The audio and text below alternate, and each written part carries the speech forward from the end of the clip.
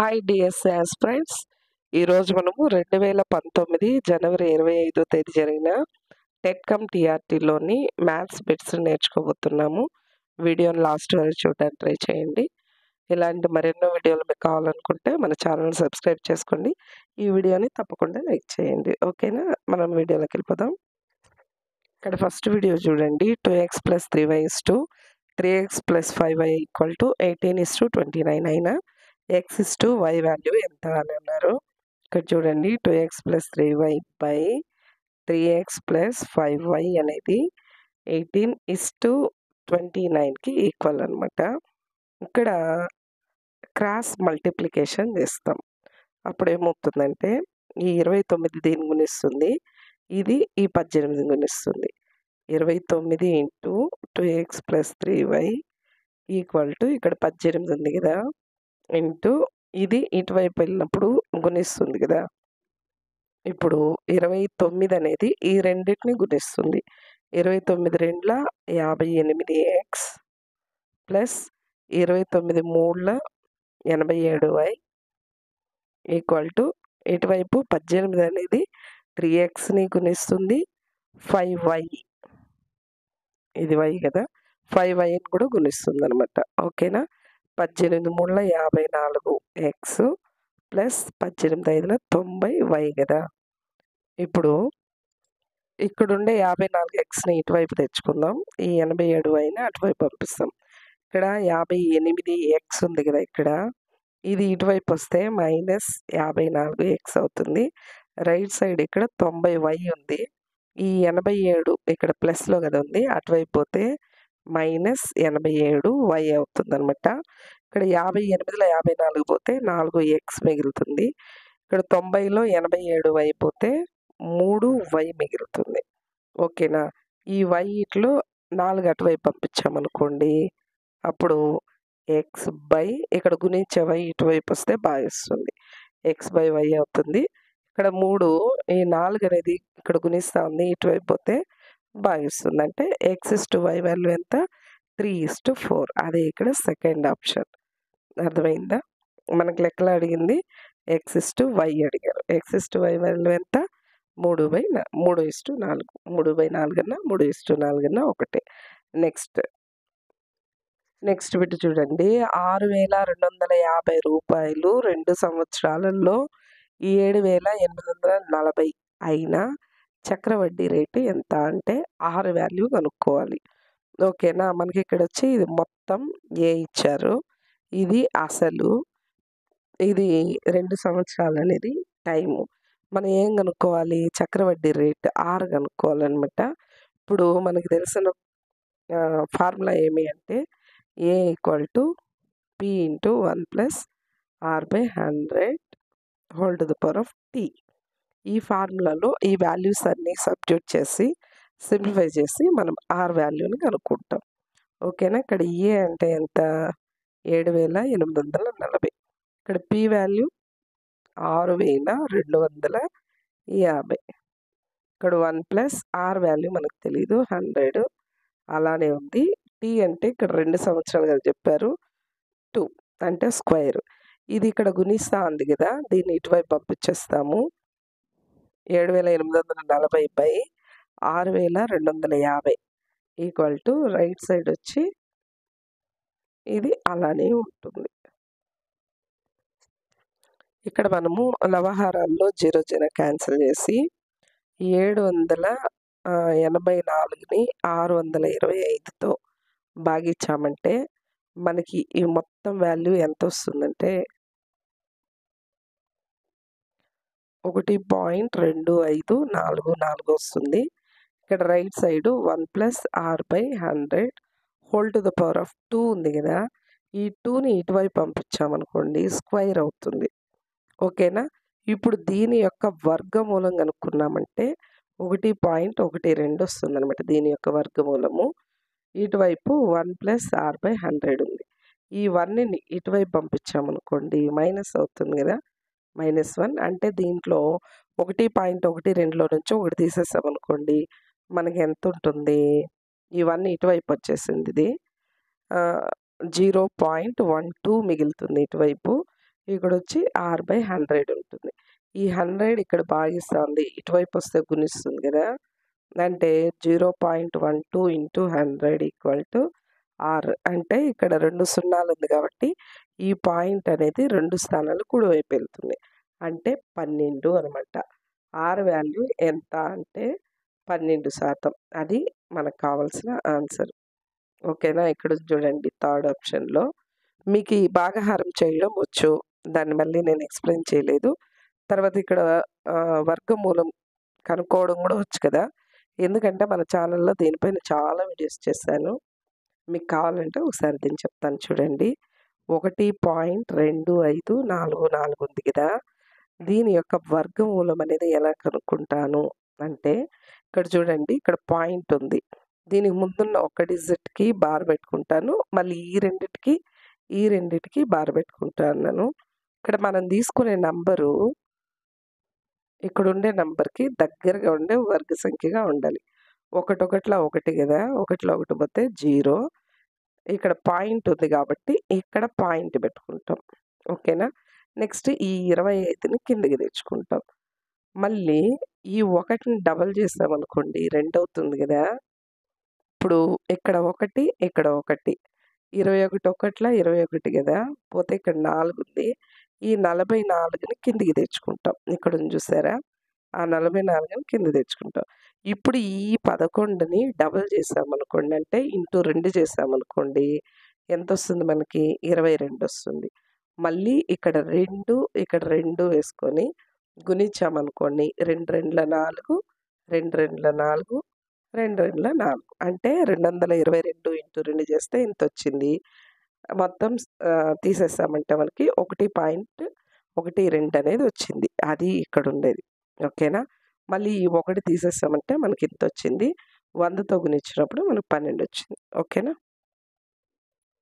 Next చూడండి తుషార్ అనే వ్యక్తి వ్యాయామశాలకు వెళ్ళి తన బరువులో 8% తగ్గించుకొనెను. అతని తగ్గిన బరువు 6 కేజీల 560 గ్రాములు అయినా ముందున్న బరువు ఎంత అని అన్నారు. ముందున్న బరువు మనకెంతో తెలియదు ఎక్స్ అనుకుందాం. ఇందులో ఎంత తగ్గాడంటే 8% తగ్గాడు. అంటే 8/100 తగ్గాడు. ఆ తగ్గిన వెయిట్ ఎంత అని చెప్పారు? 6 కేజీల 560 గ్రాములు అని చెప్పారు. ఇప్పుడు ముందున్న బరువు ఎంత అంటే ఎక్స్ కనుక్కోవాలి. ఎక్స్ మాత్రం ఇక్కడే పెట్టేసుకొని మిగతావన్నీ అటువైపు పంపించామనుకోండి. ఇది ఇక్కడ భాగిస్తుంది, ఇక్కడ గుణిస్తుంది.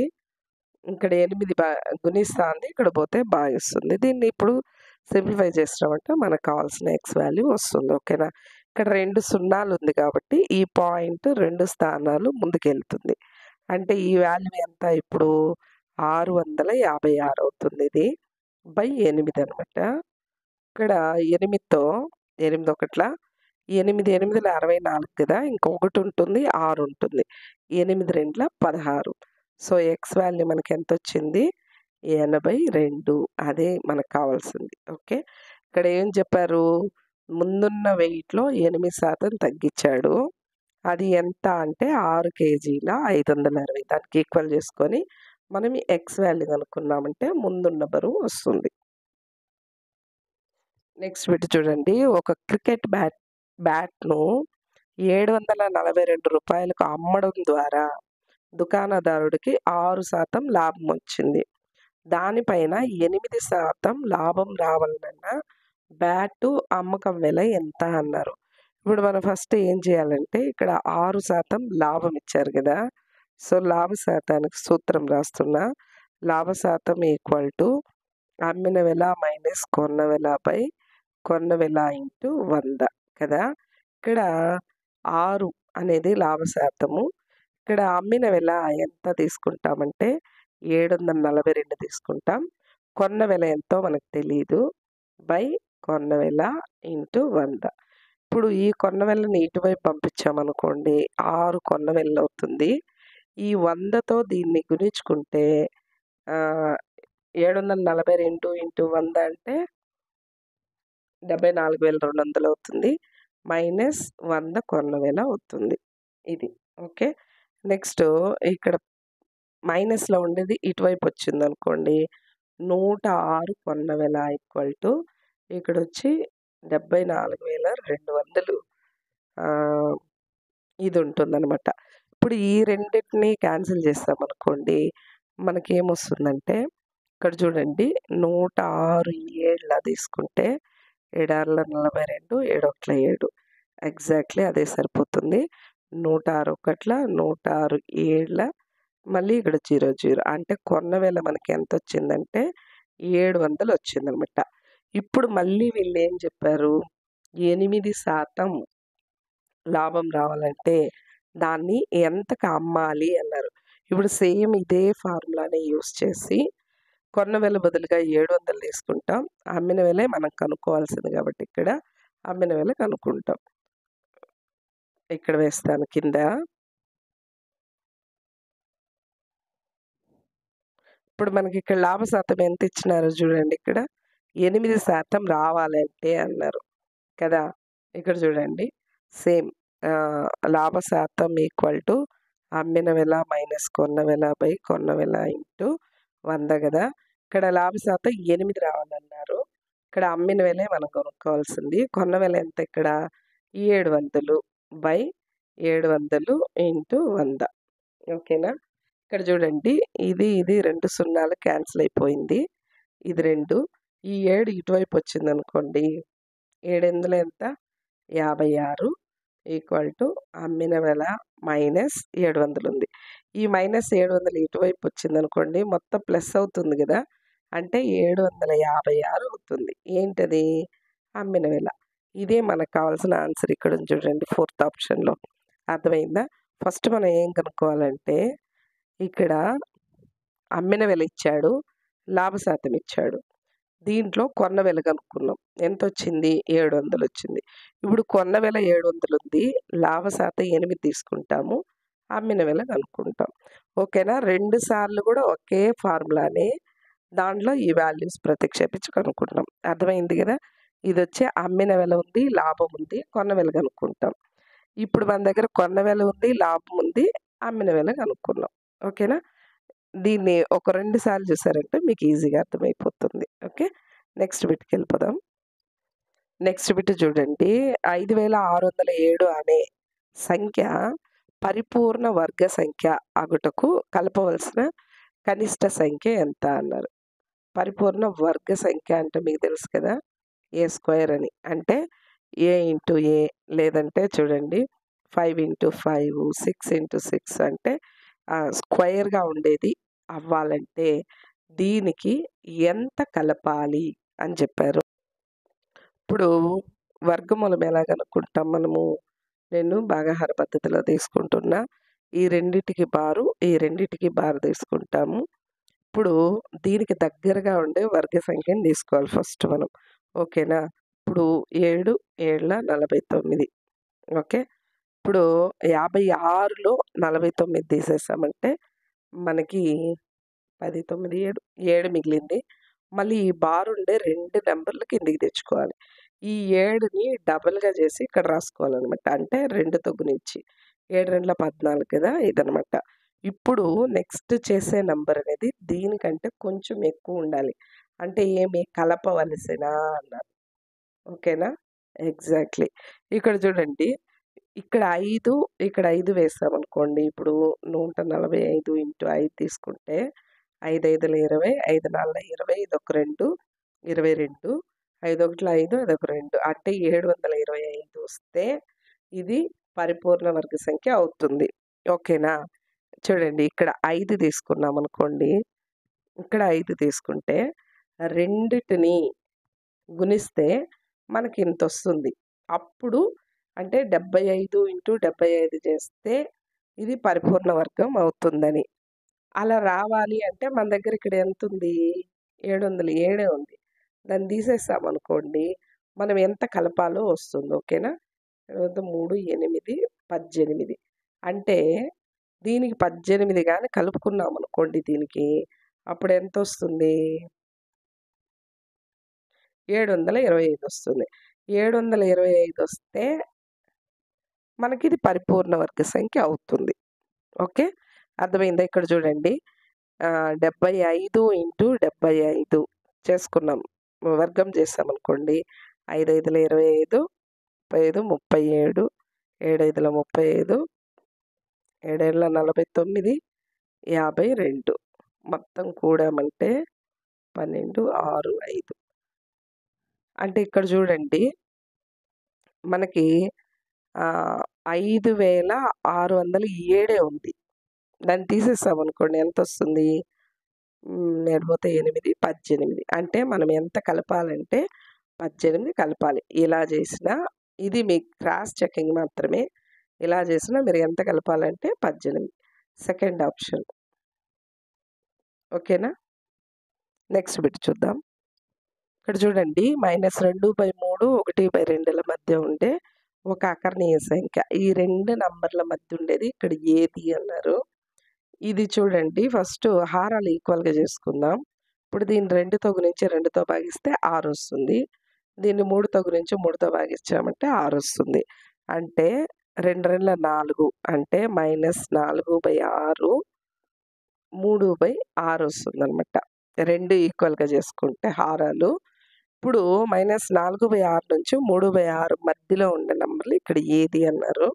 ఇక్కడ చూడండి -4/6 -3/6 -2/6 -1/6 0 1/6 2/6 3/6 అంటే ఈ నంబర్‌కి మధ్యలో ఉండే నంబర్ ఇక్కడ ఉండేది ఏది అన్నారు. ఇక్కడ చూడండి -1/6 అనేది ఉంది. సో ఇది ఫస్ట్ ఆప్షన్. -5/6 లేదు కదా! దీని తర్వాత ఇటువైపు వస్తుంది. కాబట్టి ఇది కాదు. 5/6 అనేది ఈ లాస్ట్‌లో వస్తుంది. కాబట్టి ఇది కూడా కాదు. 11/12 సంబంధమే లేదు. సో ఇది మధ్యలో ఏది ఉంది అంటే ఫస్ట్ ఆప్షన్‌ది ఉంది. ఓకే. ఇది. నెక్స్ట్ బిట్ చూడండి. ఒక 2 అంకెల సంఖ్యలో అంటే 2 అంకెలు ఉన్నాయంట. దాంట్లో 1ల స్థానంలోని అంకె 10ల స్థానంలోని అంకెకు 4 రెట్లు మరియు వాటి మొత్తం 10 అయినా ఆ సంఖ్య ఏది అన్నారు. ఇక్కడ ఆప్షన్‌లో చూస్తే ఈ మొత్తం 10, ఈ మొత్తం 10, ఈ మొత్తం 10, ఈ మొత్తం 10 అన్నీ ఉంది. ఇక్కడ ఏం చెప్పారు? 1ల స్థానంలోని అంకె 10ల స్థానంలో ఉండేదానికి 4 రెట్లు అన్నారు. 10ల స్థానంలో ఉండేది 2. దీనికి 4 రెట్లు అంటే 2 4 8 కదా! ఇదే వస్తుంది. ఒకవేళ మీకు అలా తెలీదు అనుకుంటే 1ల స్థానంలో ఉండేది ఎక్స్ అనుకుంటాం. 10ల స్థానంలో ఉండేది. దీనికి 4 రెట్లు 1ల స్థానం అన్నారు కదా! ఇలా తీసుకుంటాం. ఈ మొత్తం 10 అన్నారు కదా! అంటే x + 4x = 10 అన్నారు. ఈ 2 యాడ్ చేసుకుంటే 1x 4x 5x కదా!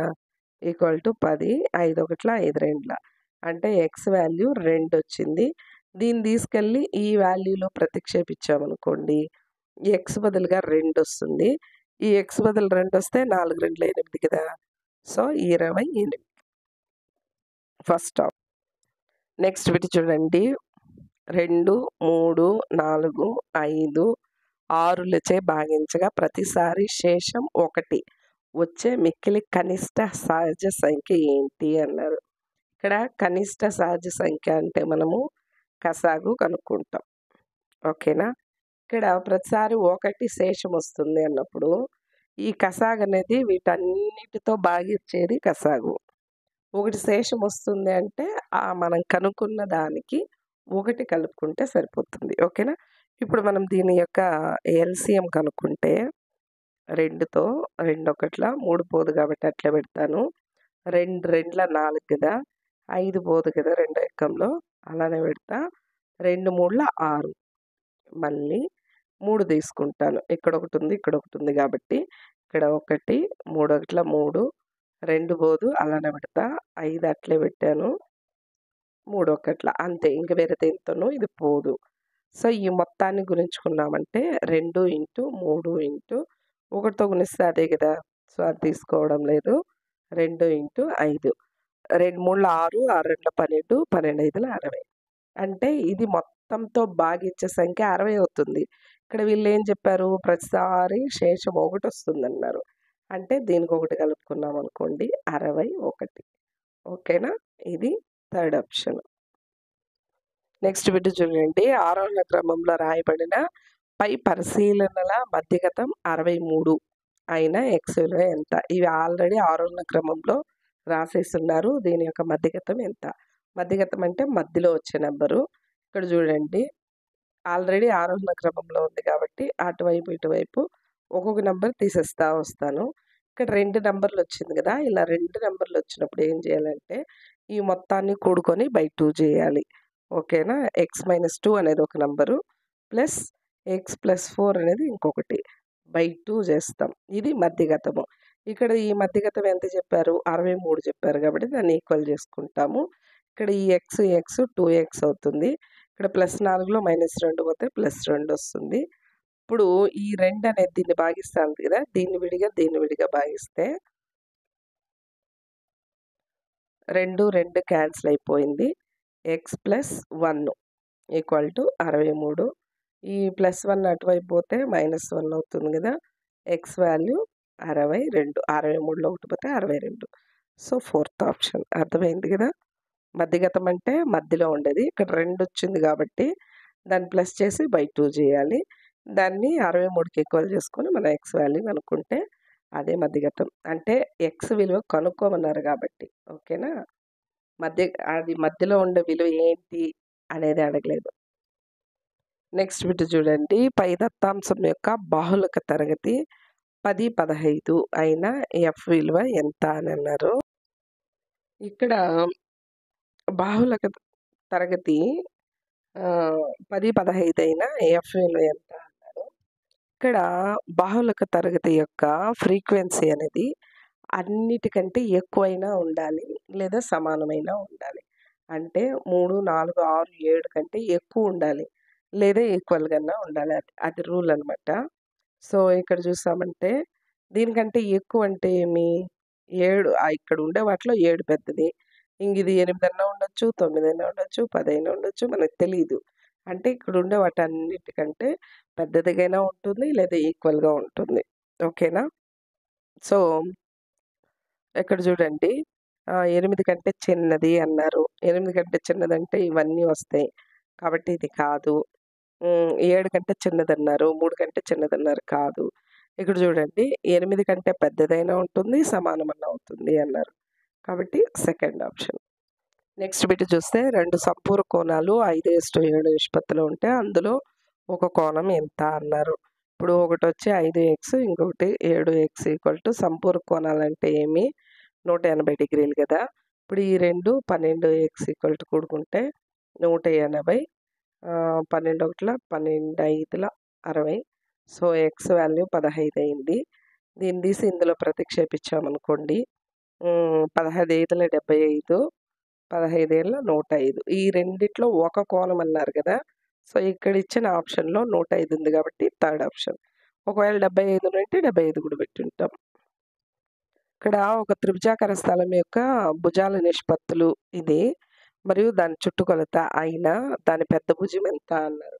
ఇప్పుడు ఇది 12x ఒకటి, 17x1, 25x1 అలా అనుకుంటాము.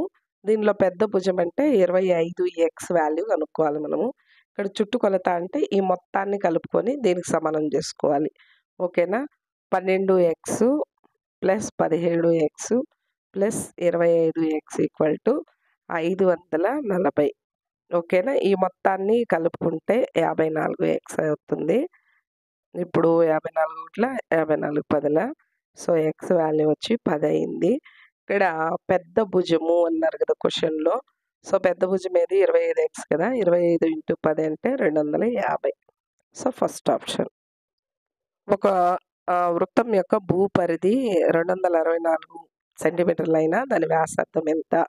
భూపరిధికి సూత్రం ఏమి? 2πr వాళ్ళిచ్చింది 264. పై వాల్యూ 22/7 అనుకుంటాము.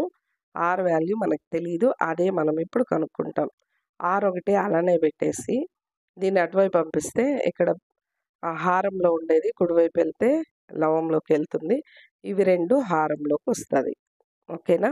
ఇప్పుడు 22 ఒకట్ల ఇక్కడ 22 ఒకట్ల 22 పోతే 4 మిగులుతుంది. 44 అంటే 22 రెండ్ల. మళ్ళీ ఇక్కడ 2 ఒకట్ల 2 ఆర్ల 6 × 7 7 ఆర్ల 42 కదా! So R value 42 second option. Next bit చూడండి, ఇక్కడ ఏ వాల్యూ ఇచ్చారు, బి వాల్యూ ఇచ్చారు. అయితే 2b మైనస్ ఏ అన్నారు. 2 ఇంటూ బి వాల్యూ రాసుకుంటాను. 8xy minus 3y² minus x². మళ్ళీ ఏం చెప్పారు, మైనస్ ఏ వాల్యూ. ఇక్కడ మైనస్ అన్నప్పుడు ఇక్కడ ఉండేది ప్లస్ ఉండేది మైనస్ అవుతుంది, మైనస్ ఉండేది ప్లస్ అవుతుంది, ప్లస్ మైనస్ అవుతుంది. ఓకే, ఇప్పుడు దీన్ని ఇక్కడ రాసుకున్నాం అనుకోండి, minus 10x² plus 7xy minus 2y². Okay, ఇక్కడ 2తో గుణిస్తా ఉంది కదా, 2 8 16xy minus 2 3 6y² minus 2x². ఇక్కడ వచ్చి minus 10x² plus 7xy minus 2y². ఇప్పుడు ఇక్కడ 16xy ఉంది, ఇక్కడ 7xy ఉంది. మొత్తం ఎంత, 2 12 13 23xy. తర్వాత ఇక్కడ y² 6 ఉంది, ఇక్కడ మైనస్లో 2 ఉంది. మొత్తం ఎంత, మైనస్ 8y². ఇక్కడ x² మైనస్ 2 మైనస్ 10 ఉంది. మొత్తం ఎంత, 12 కదా, మైనస్ 12x². సో ఇది ఎక్కడుందో చూడండి, థర్డ్ ఆప్షన్లో ఉంది. Okay, 23xy minus 8y² minus 12x², third option. 2 వృత్తాల వ్యాసార్థాల నిష్పత్తి అంటే R1 వచ్చి 3x, R2 వచ్చి 4x అయినా దాని చుట్టుకొలతల నిష్పత్తి ఎంత అన్నారు. ఇప్పుడు 2 వృత్తాలు చెప్పారు కదా, వాటి వ్యాసార్థాల నిష్పత్తి ఇచ్చారు 3:4 అని. దాని చుట్టుకొలతలు అంటే 2πr1 బై 2πr2, వీటి నిష్పత్తి కనుక్కోమనింది. యాజ్ ఇట్ ఈజ్ అదే వస్తుంది, కానీ ఒకసారి మీకు ఎక్స్ప్లెయిన్ చేస్తామనుకోండి. 2 2 పై క్యాన్సిల్ అయిపోయింది, R1/R2 ఉంది. R1 అంటే 3x, R2 అంటే 4x, x క్యాన్సిల్ అయిపోయింది, 3:4. అది ఫోర్త్ ఆప్షన్, 3:4. ఓకే, నెక్స్ట్ ఇక్కడ చూడండి, ఒక దీర్ఘచతురస్రాకార పొలం యొక్క, ఇప్పుడు ఇలా ఉంది దీర్ఘచతురస్రాకార పొలము. పొడవు వెడల్పు యొక్క రెట్టింపుకు, వెడల్పు మనకు తెలియదు x అనుకుంటాం, దీని రెట్టింపుకు 8 తక్కువ, ఇది పొడవు అన్నారు. అయితే దాని చుట్టుకొలత 56, దాని వైశాల్యం కనుక్కోండి అన్నారు. మనకి దీర్ఘచతురస్రాకార పొలం యొక్క చుట్టుకొలతకి ఏమి 2 ఇంటూ L ప్లస్ బి కదా. L అంటే ఇక్కడ 2x మైనస్ 8, బి అంటే x కదా, ఈక్వల్ టు 56. ఇది చుట్టుకొలత. ఇందులో నుంచి మనం పొడవు వెడల్పులు కనుక్కొని వైశాల్యం అంటే ఏమి, L ఇంటూ బి కనుక్కోవాలి. ఇది కనుక్కుంటే సరిపోతుంది. ఓకేనా, ఇక్కడ వచ్చి 2 ఇంటూ 2x ప్లస్ x అంటే 3x కదా, మైనస్ 8 ఉంది, ఈక్వల్ టు 56. ఇక్కడ 2తో 2 వైపులా క్యాన్సిల్ చేస్తాను. 2 2 4, 2 8 16 కదా. సో 3x ఈక్వల్ టు, ఈ ప్లస్ 8 అటువైపు వెళ్ళింది అనుకోండి, 28 1 8 36 అవుతుంది. 3 1 3 12 36. సో ఎక్స్ వాల్యూ మనకు 12 వచ్చింది. దీన్ని తీసుకెళ్ళి వెడల్పు బదులుగా ఇక్కడ 12, ఇక్కడ 12 2 24, 24లో 8 తీసేస్తామంటే 16. ఇప్పుడు పొడవు వెడల్పులు వచ్చింది. దీని వైశాల్యం అంటే L ఇంటూ బి కదా, అంటే 16 ఇంటూ 12. ఈ 2 గుణించామంటే 192 వస్తుంది, ఫస్ట్ ఆప్షన్. ఒక దీర్ఘచతురస్రాకారం యొక్క పొలం వైశాల్యం ఇచ్చారు, అంటే L into B equal to ఎంత ఇచ్చారు కదా, దాని వెడల్పు ఇచ్చేసారు. అయితే చుట్టుకొలత కనుక్కోండి అన్నారు. వెడల్పు ఇచ్చారు కాబట్టి పొడవు కనుక్కోండి అంటే 25 చేశారనుకోండి, మీకు L వాల్యూ 45 వస్తుంది. దాని చుట్టుకొలత అంటే 2 ఇంటూ L ప్లస్ బి కదా, L అంటే 45, బి అంటే 25, మొత్తం 140 వచ్చిందనమాట, ఫస్ట్ ఆప్షన్.